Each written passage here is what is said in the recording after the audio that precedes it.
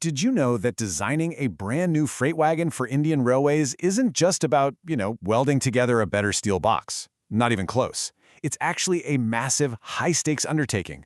Literally years of engineering go into this. Before a single new wagon ever touches the tracks to carry coal, steel, or automobiles across the country, it has to survive this intense gauntlet of safety approvals, rigorous engineering reviews, physical prototype testing, and layers upon layers of government clearances. So, welcome to The Explainer. Today we're unpacking exactly how a simple idea goes from a paper blueprint to becoming the literal backbone of India's logistics network. So what does it actually take to get a brand new freight wagon rolling on Indian tracks? Well, let's dive into this. To answer that question, we have to look at a highly structured, almost unforgiving framework that was updated by the Ministry of Railways in February 2024. It's called the new Wagon Design Approval Policy, specifically Revision 2.0, or NWDAP-Rev 2.0 for short. Think of this policy not just as some boring set of government rules, but as the ultimate obstacle course for industrial innovation. Section 1. The need for innovation. Upgrading the steel network. To understand why this massive obstacle course even exists, we first need to look at the exact problem it's trying to solve. And honestly, it boils down to one word: efficiency. Indian Railways is absolutely hungry for the latest technological advancements. The ultimate goal here is to achieve better payload-to-tar weight ratios. Now, if you're not a railway engineer, that's just industry speak for how much cargo a wagon can carry compared to its own empty weight. Think of it like a backpack. You want the bag itself to be as light as possible so you can stuff more heavy items inside without breaking your back. They also want to improve track loading density to physically move more goods over the exact same amount of track. It's all about creating ultra-cost-effective transport and expanding the actual types of commodities the railway can handle. Section 2. Who qualifies to build? Opening the gates. Historically, you might think, well, only the government designs trains, right? But what's really fascinating here is the sheer variety of who actually gets to play in this space. The policy defines what they call a wagon provider very broadly.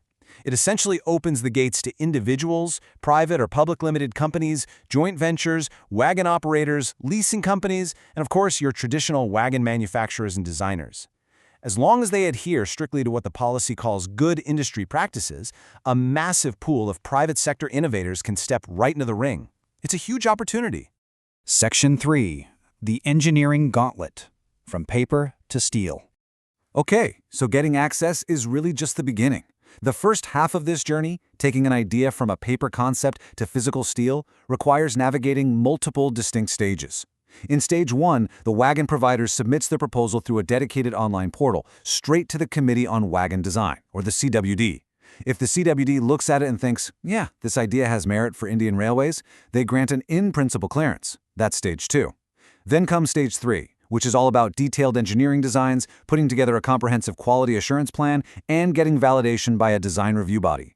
And I mean only after all that paperwork is flawlessly approved can the provider actually move to Stage 4, which involves manufacturing exactly 2 prototype wagons. Just 2, to prove the concept works in the real world.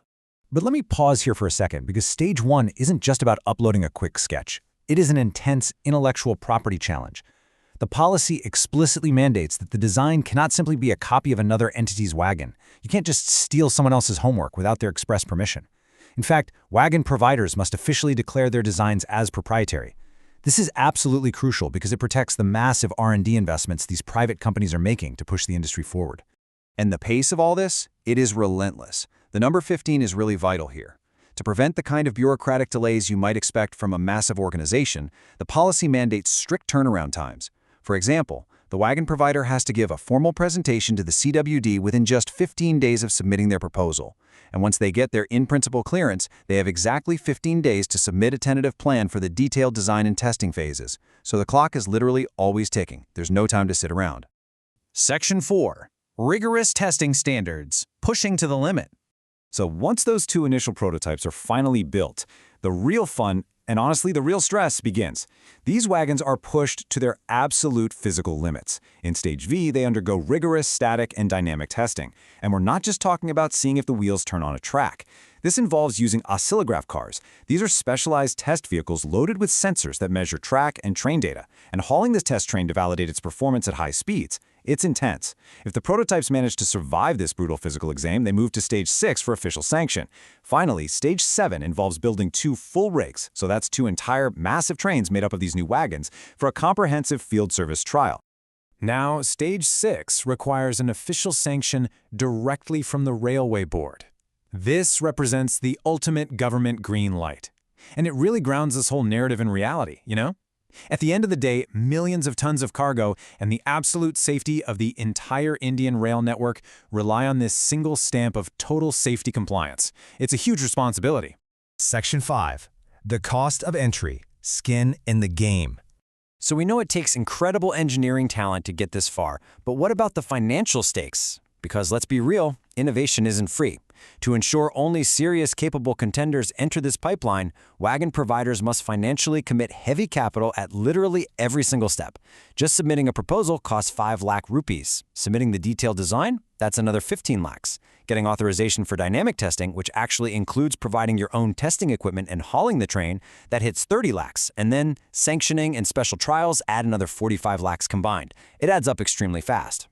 And the absolutely crucial point here is this exact quote, right from the policy. There are no refunds. Quote, if the proposal is found unsuitable or is withdrawn by the WP, payment already made to railways shall not be refunded, end quote. So if a wagon provider's design fails a test, or if they just decide to withdraw their proposal for whatever reason, all that money stays with the railways.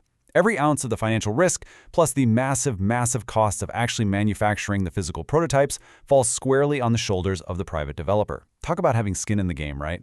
And the financial responsibility doesn't just magically end once the wagon is approved and out on the tracks either. Post-launch, the wagon provider has to figure out maintenance. The policy does offer some flexibility here. A provider can establish their very own maintenance depots at suitable locations, or, if they prefer, they can utilize Indian Railways' existing maintenance facilities on a chargeable basis. So, it's flexible, sure, but the inherent operational responsibilities, those are inescapable. Section 6. The ultimate economic impact. Moving the economy. So, stepping back for a second, why does all this matter? Why risk millions of rupees and go through all this trouble? Well, zooming out, this policy fundamentally transforms the nation's logistics. NWDAP Rev 2.0 intentionally loops private industry experts directly into the government's workflow. The Committee on Wagon Design even includes technical experts from major industry bodies like the CII and FICCI. By merging private sector innovation with the incredibly strict railway safety standards of the government, India is fast-tracking highly efficient wagons that can carry more weight, transport entirely new types of commodities, and maximize the utility of the country's dedicated freight corridors. It's a massive upgrade for the whole supply chain. Will this rigorous new gauntlet unlock the future of India's freight economy? Well, ultimately, every freight train carries much more than just cargo. It literally carries the economic momentum of an entire nation. The NWDAP Rev 2.0 is the gauntlet designed to ensure that only the absolute best, safest, and most efficient designs ever see the light of day. If you found this deep dive into the engineering and policy behind India's railway modernization fascinating, don't forget to like, subscribe, and leave a comment down below telling us what policy, technology, or massive infrastructure project you want us to unpack in our next explainer. Thanks for joining us.